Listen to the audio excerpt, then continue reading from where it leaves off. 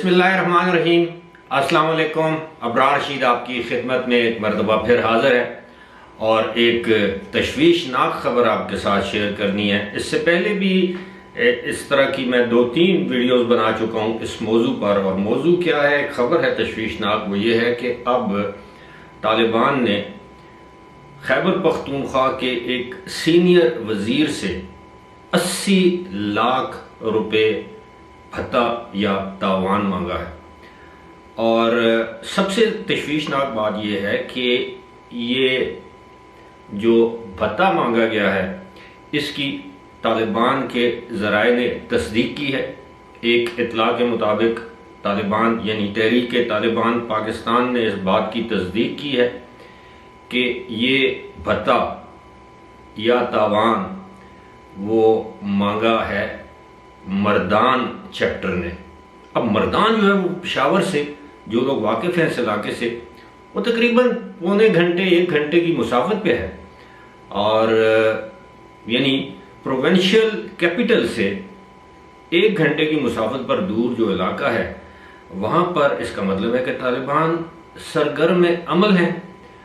اور ہم تو سوات کو رو رہے تھے کہ جی سوات میں طالبان آ گئے ہیں، طالبان تو مردان میں بھی ہیں۔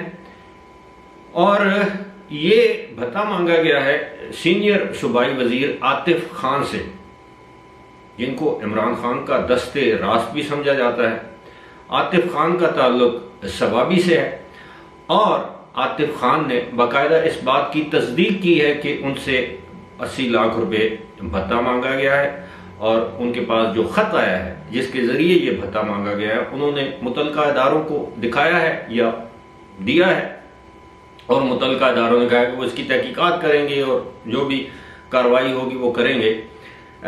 لیکن یہ معاملہ جو ہے وہ اتنا جسے کہتے ہیں کہ سادہ نہیں ہے، یہ بہت سنگین معاملہ ہے۔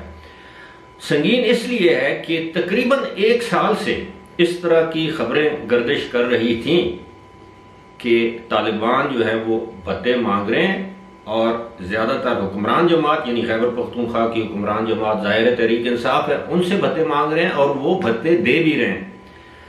اس حوالے سے جو ایمل ولی خان ہیں، جو کہ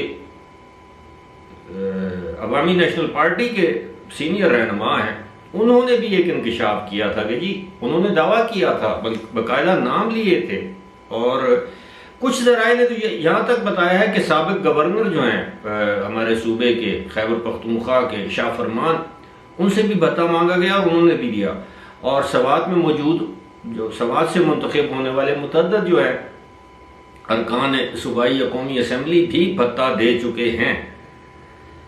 ایک جانب صوبائی حکومت مرکزی حکومت پر الزامات لگاتی ہے کہ جناب ہماری جو امن و امان کی صورتحال ہے اس میں مرکزی حکومت مدد نہیں کر رہی ہے۔ دوسری جانب آپ دیکھیں کہ صوبائی حکومت جب مرکزی لیول پر، یہ بڑی افسوسناک بات ہے کہ مرکزی لیول پر جب نیشنل سیکیورٹی کمیٹی کے حوالے سے اجلاس ہوتا ہے، اس میں خیبر پختونخوا کے وزیر اعلیٰ محمود خان کو مدعو کیا جاتا ہے، لیکن وہ اس اجلاس میں شریک نہیں ہوتے، جس اجلاس میں آرمی چیف شریک ہوتے ہیں، جس اجلاس میں کور کمانڈر پشاور شریک ہوتے ہیں، وزیر اعظم ہوتے ہیں، وزیر داخلہ ہوتے ہیں، وزیر دفاع ہوتے ہیں، وہاں پر صوبے کا وزیر اعلیٰ نہیں جاتا۔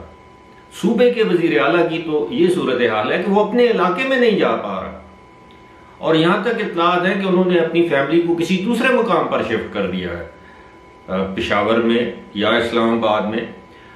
لیکن یہ سنگین صورتحال اس لیے ہے کہ اب معاملہ مردان تک آ پہنچا ہے، اور عاطف خان جیسے سینئر وزیر، جس طرح میں نے پہلے بتایا کہ عمران خان کا دست راست انہیں سمجھا جاتا ہے، درمیان میں ان پہ کچھ غلط فہمیاں پیدا ہوئی تھی لیکن وہ دور ہو گئیں۔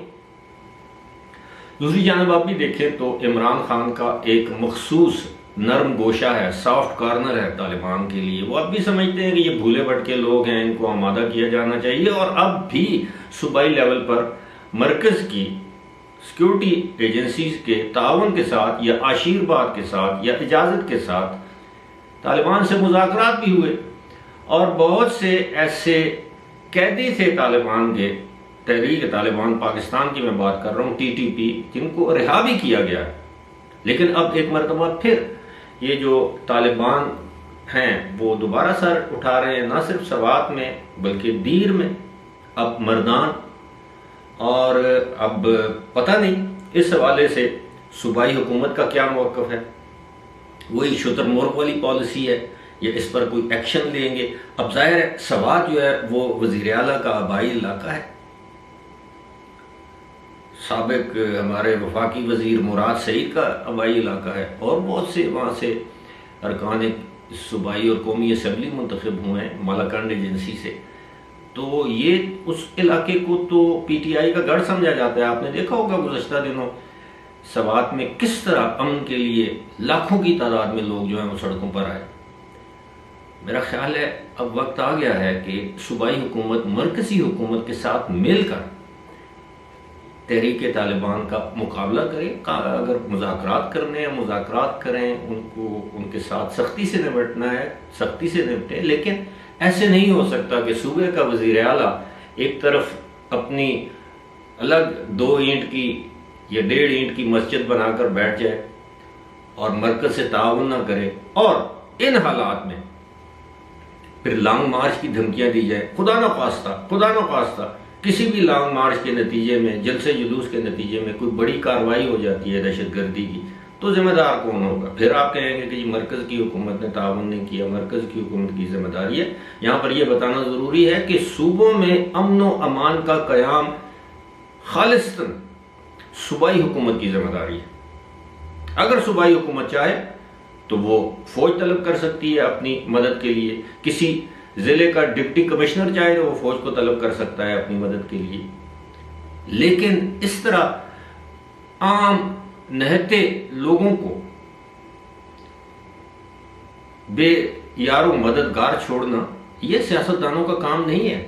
آپ لوگوں کو لوگ منتخب کر کے اسمبلیوں میں اقتدار میں اس لیے نہیں بھیجتے کہ آپ وہاں جا کر لوگوں کی مشکلات کو بھلا دیں، ان کی زندگی کو خطرات ہوں، آپ لا تعلق ہو جائیں. آپ کو اس لیے بھیجتے ہیں کہ آپ وہاں پر ان کی نمائندگی کریں، چاہے آپ اپوزیشن میں ہیں چاہے آپ حکومت میں ہیں. لیکن انفارچونیٹلی ایسا ہوتا دکھائی نہیں دے رہا. اور یہ اسی طرح اگر ماضی کے واقعات آپ دیکھیں تو شروع میں تحریک طالبان ایک دم سے سامنے نہیں آئی. چھوٹے موٹے واقعات انہوں نے کیے، وارداتیں کی، جو بھی تھے. اس کے بعد آپ نے دیکھا کہ ایک وقت ایسا آیا کہ یہ پوری جو وادی سوات یا مالاکنڈ ڈویژن ہے ان کے قبضے میں تھا عملاً، جس کے بعد یہ آپریشن وغیرہ کیے گئے. امید ہے صوبائی حکام اس پر توجہ دیں گے کیونکہ یہ معمولی نہیں، انتہائی سنگین معاملہ ہے. فی الحال مجھے دیجیے اجازت. خدا حافظ.